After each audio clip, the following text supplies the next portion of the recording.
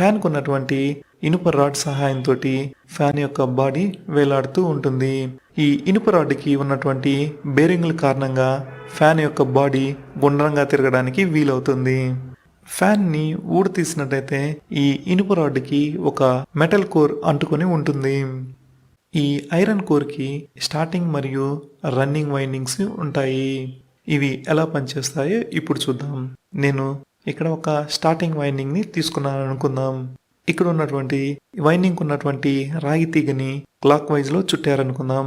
దీనికి విద్యుత్నిచ్చినట్టయితే బయటి వైపు ఉత్తర ధ్రువం, లోపల వైపు దక్షిణ ధ్రువం ఏర్పడ్డాయనుకుందాం. దీని పక్కనే ఉన్నటువంటి వైండింగ్ని యాంటీ క్లాక్ వైజ్లో చుడతారు.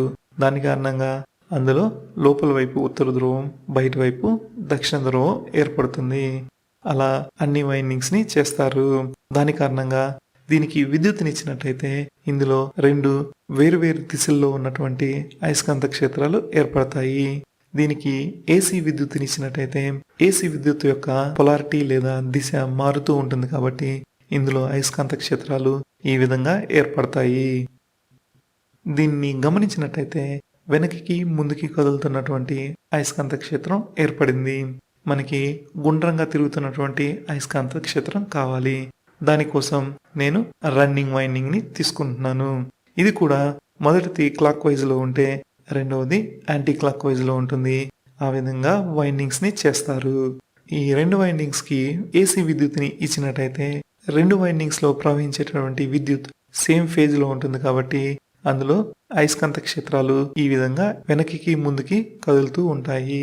గుండ్రంగా తిరిగేటువంటి అయస్కాంత క్షేత్రం కావాలి.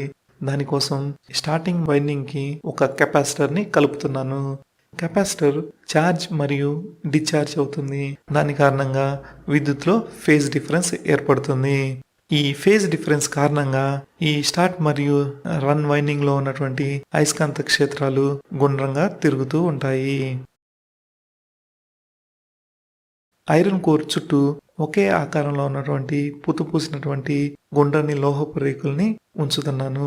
ఈ స్టార్ట్ రన్నింగ్ వైండింగ్ లో ఉన్నటువంటి అయస్కాంత క్షేత్రాలు మారుతూ ఎలక్ట్రోమాగ్నెట్ ఇండక్షన్ వల్ల బయట ఉన్నటువంటి ఈ లోహంలో కూడా అయస్కాంత క్షేత్రం ఏర్పడుతుంది. రెండు అయస్కాంత క్షేత్రాల మధ్య ఆకర్షణ వికర్షణ ఏర్పడుతుంది. లోపల ఉన్నటువంటి ఐరన్ కోర్ స్థిరంగా ఉంటుంది కాబట్టి బయట ఉన్నటువంటి ఈ లోహపు రింగ్ గుండ్రంగా తిరుగుతుంది. బయట ఉన్నటువంటి ఈ గుండ్రని లోహానికి ఫ్యాన్ యొక్క బాడీని కలుపుతారు. దాని కారణంగా ఫ్యాన్ కి విద్యుత్ ఇచ్చినప్పుడు అది గుండ్రంగా తిరుగుతుంది.